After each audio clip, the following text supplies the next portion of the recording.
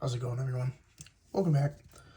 We're going to be taking a look today at the Ozark Trail once again, this time after some quote-unquote torture testing that I put it through. I do apologize firsthand that we did not capture any of that on video. I'm currently working on a way to be able to film that sort of stuff, but let's go ahead and get into it. So, after several things that no one should ever do with a pocket knife, we've come to some conclusions on this guy here, some that would be pretty obvious to most people given that we're spending $20 at Walmart for a pocket knife, and some that might be kind of surprising. As you can see, one of the tests led to the pocket clip getting broken. What I had happened to do at that point, and again, prefacing that none of what I did would be done for the most part with a pocket knife, but really what I'm looking to do here, especially with this knife, is tap into a group of people that would be looking to actually purchase this for use. So I guess before we really get into and deep dive into how this knife did, I guess I should say that one of the things that I believe is that a lot of people, or pretty much everybody, should carry or experience a knife, whether it be a knife like this or a Swiss Army knife, just to have that kind of utility, that kind of companionship with them. I think that's something very cool. So again, this being a $20 knife from Walmart, most of us here in the knife community, we all started somewhere, right? And you either started with things like this, which probably didn't come across very easily back when we started, or things such as like M-Tech, or what people say, quote-unquote, gas station knives, things of that nature. For me, I did definitely start with some gas station knives, but very quickly did get into some older Ozark Trail, things of that nature that weren't, at the time, much better than something that you'd pick up from a hole-in-the-wall place on the side of a road during a vacation or anything like that. But they've come a long way. So fast forward to today, and you're looking at something like this at Walmart, and maybe you have no idea how big the knife roll gets or anything like that, but you see this and it appeals to you. Or maybe you do have a little bit of knowledge, and as you can see there, opening it up and the tip is broken. But we'll keep going there in that maybe you have a little bit of knowledge, but you just want a knife that'll work for you. Okay, so that's really what this was meant for. Obviously, I have an extreme appreciation for the knife community and what it's done for me in my life so far. But that also goes for people who are maybe trying to find it or haven't found it yet and don't realize the kind of great community that they can get involved in. So let's go ahead a little bit into what I put this knife through. So what I started with was not a very extensive cut test, but I did put it through a few boxes of cardboard, and I had a rubber mat, and it actually cut through all that very well. You can't see too much of the scuffing that caused on the blade now. I put it through several more things that we'll get into after that cutting test. But surprisingly, it held up very well. The 14C 28N that they claimed to be held up pretty well to that. It was still shaving hair at that time. So what I decided to do after that was starting to get a little more extreme. At that point, I had decided to go and do some spine whack testing. And to my surprise, it held up very, very well to that. We did get one whack of the spine. I was using a granite rock that we have in the yard. I did get one failure of the lock, but I couldn't recreate that. And I had, through the testing, done several spine whack tests. So by the end, it did develop just a small amount of lock rock there in the bar. We'll go ahead and see if we can catch this here on camera, if it'll focus.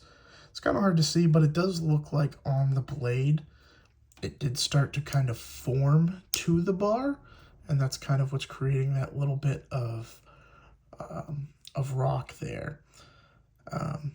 Overall, as far as the lock goes, it does actually lock up still, but we'll get into that more after. So after we did the spine whack, I decided, okay, let's move on to some batoning. That's when I took the wood that we have outside, saturated with water, so it is wet, a little softer than maybe some dry wood would be. And it batoned pretty well. Obviously, I didn't go all the way through. We're looking at a 3.5 inch or 3.25 inch blade. So nothing crazy, but it didn't really seem, it took it quite well. One thing that I did notice during that is that it did almost look like there was a warp in some way, but after examining further and taking it out of the log, it did quite well. No failures of the lock there, and it performed well. The next is where we broke the tip. I decided to do some light prying in that same block of water-saturated wood, and it did not take a whole lot to snap the tip off of this blade. It went in, I don't know, I would say that's maybe 1/8 of an inch into the wood, and it did end up snapping after only prying one way. So that was a little disheartening, but it is thin, pretty thin blade stock, especially up by the tip, so not super surprising. I definitely expected the tip to break, just not quite as quickly as it did. So after all of that is when I started to really get to more of the stuff that nobody really will ever do to a pocket knife, at least intentionally, anyway. So the next thing that I did is we have a gravel pile on the property. I walked over to that, and I gave some pretty good throws into the gravel, and that's when a lot of these smaller scuffs here on the handle started to form. These here.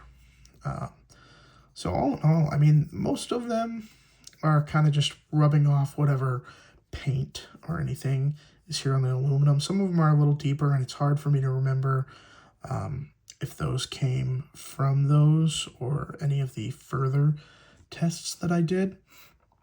But all in all, it held up pretty well. A few of the throws, the blade did open, and it would come open, stay locked, much like that. The crossbar lock still worked at that point, so we were doing quite well. The next thing I did is actually what caused the clip to bend initially. So after the next test, the clip was in much more of a position like that. So basically what I did in the thought of this was, for someone looking to purchase this knife, for someone who's going to use it and really not think about it as what we think of knives as, you drop it in the grass and you lose it. It ends up going through the weather, getting trampled on, so forth. So I placed it in the ground, the grass, which again, it had just rained, so it was pretty soft. So it was very surprising. I gave it a couple stomps, and that is when the clip bent. It did embed itself into the soft ground a little bit. Picked it up, checked the action and everything, and other than the pocket clip, everything seemed fine. So at that point, I was, I don't know if I would say impressed. I didn't really think the lock would end up failing, crossbar lock, just given the way that it is. We all know that they're very strong, really no matter who makes them. So I figured we'll go ahead and really test out the lock and the bearings that this is running on. As a side note, I did do a disassembly before burning this knife out. It is running on bearings. If that's really, I mean, I guess you can and should call them bearings, but they are nylon encased. I've never seen that. So I didn't have much faith that they would hold up very well. We did do, so obviously there's an immense amount of blade play, and at the time of the stomping, it was only just starting to start coming loose and develop a little bit of play. We hadn't really had any lock rock yet, but I brought it over to a sand pit and buried it in there, completely covered it over, matted it down a few times, dug it out, and obviously, I mean, there was sand fully in the lock bar area here, the lock bar cutout of the scales. And so we dusted that off a little bit, only enough just so that we could actually use the lock bar. And when we closed it up, it was very, very difficult, almost to the point where you could not, it wasn't usable at that point. So we moved on. We have plenty of rocks here on the property, so I started to do some basic drop testing on some granite and some concrete slabs, from pocket height all the way up till, I'd throw it about 10 feet in the air, maybe simulating dropping it from a ladder, things of that nature. At that point, the sand and the grit had started to kind of work its way out somewhat, and the blade was opening again. Of course, you could hear it. Of course, there was still grit in there, and I'll hold it up here so you can kind of still hear the way that it was.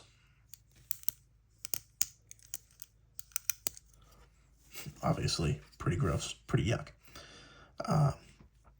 So at that point, I decided let's really see, what we can do with this. So we brought it up, put it underneath the tire of the truck, ran it over a few times. That is when the pocket clip actually broke. But it did, all in all, hold up fairly well to that. It was at that time I did start to notice some separation. I'll see if I can get this to focus here. Some separation between the liner and the scale. Now it looks realistically like it really only is on the one side and up by the pivot. Okay. So checking all around, and again on the one side there, up by the pivot. So at that point we had noticed that there was a little bit of a bend in the entirety of the knife. I was able to push it out a little bit, and the action became usable again, and pretty much to the state that it's in at this current moment. Again, just wanted to keep seeing what we could do, and at that point I felt like I hadn't really tested out the blade too much, just the overall construction and things of the knife. So I figured one last thing that I could do was to see if it would go through a nail. Now, obviously, this is very thin, and I had sharpened it, so at the time, it was dull, but there was really not much hole damage to the blade. But what you can see here, after going through, or trying to go through the nail here and here, is we have a little bit of edge rolling.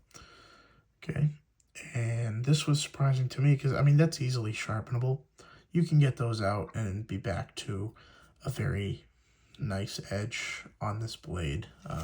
It did take me a while before the testing to actually get a decent edge on this blade, which I tried to reprofile the original grind a little bit, and that could have been part of my trouble, but it did take me a while and actually ended up having to do it by hand to get a nice edge on here, one that was suitable for cutting. And really, at the end, I let it sit in just some water for a little bit, more to kind of just soak it, see how it took to sitting in water for a while, and it has been sitting here on my desk since then, so it kind of air dried itself, and we're not seeing a whole lot of corrosion. Okay, as far as I can see inside with the liners, maybe a little bit, but all in all, not a whole lot of corrosion. There's a speck there. Yeah, not too bad. So right now, current state of the knife, it is quote unquote functioning. The blade will open, it'll lock out. Like we mentioned, there's some lock rock. There's obviously blade play. And it is, the scales are coming off of the liners. So let's go back to what I prefaced this video with, is that none of these things inherently would be done to a pocket knife, right? I don't think any videos we've seen or anything that's torture testing a knife really would be super indicative of anyone's daily life, but for someone going through Walmart, seeing this knife and choosing this knife, to seriously be their companion, whether it be in construction or maybe they work agriculturally, farm, something, I think it's certainly a good place to start, right? You're going to get a reliable locking system, as we can see here. And provided that you do a little bit of upkeep there, it should be okay. The blade steel and everything, like I said, I could have done definitely better with the edge tests and things like that. But it did hold up, and it did take a pretty decent edge when it had one. And given that it's so thin, it does still cut through cardboard quite easily, even with the rolling that we have there. That is one of the things that I tested towards the end. Is this still going to cut through anything? Obviously, not paper. It's not going to shave, but if we're cutting cardboard or anything else, it's still going to go through that, just given the geometry of it. So that is kind of the final opinions on this guy here. And for anyone who is looking at this knife and they want to buy it, I don't necessarily think that that's a bad idea. We all have to start somewhere, and for some people, this is all you're ever going to carry. Some people don't look at knives the same way that I do, or that the knife community does, and that's fine. Not everyone has to get into this crazy world that we're in, one that we all love, of course. But there are definitely options out there that I think, if you can and you are willing to spend a little bit more money, or you have interest in the knife world, that maybe skip over this guy. Like I said, we all have to start somewhere, but there are companies like, we'll just pull one out here, like Civivi, who are going to make some excellent options for people to carry, right? I'll just pull out the last one that I have just sitting here on the desk. We'll kind of rearrange, get these all in frame here. So all three of these, given, the Blade HQ Desert Warrior, one that's a little bit more premium and stylish, to my most recent pickup, the Vision FG with the Ultim scales, all of these are going to be exponentially better than this guy here, of course, as we all know. But they're also going to last much longer. I mean, this guy, even if you do take care of it well and you know, this is what you trust, there are points to this, like I said, with the nylon encased bearings in there that just aren't going to last. There's only one point in there for the access, or the crossbar style lock, I should say, with the Omega springs. And who knows how long those Omega springs are going to last. Probably not long. So there's definitely better options out there. But for the everyman, for someone who just wants a pocket knife and just wants to have something to cut, it's not the worst option in the world. And if they were asking me, I would tell them, go with this. Don't go with the M-Tech or anything else out there. You know, go to your local Walmart and see if this works for you. You know, there's plenty of options now at Walmart that are budget friendly. Through, I did see a few in there from Buck, who are making great knives all the time. They do still have Swiss Army tools there as well, if you're looking for more of a multi-tool option, and into even the Civivis that they do have there. And of course, especially at my local Walmarts, there's not a huge selection of those. Those seem to either be always sold out or just not brought in at all. But there are definitely options out there beyond this guy. Okay, so thank you everybody for watching. I appreciate you taking the time with me and going over this. I definitely want to be able to give you guys more in the future in ways of showing you, you know, any sort of torture testing that I may do with future videos or anything like that. If you have any suggestions for budget knives or knives like these that you'd like me to review, definitely leave it down in the comments. I would love to do more of these. I thought this was really fun. This is not, I obviously typically would not take one of my nicer knives and throw it through the ringer the way that I did this. I just don't have the money for that. But something like this for $20 to go out and just throw it down, put it through the ringer, it was fun. You know, it's something that I think anyone could have a fun time doing, but not everyone's going to want to. So yeah, just let me know if there's anything in the future that you would like me to take a look at. And for now, I hope you guys have a great day.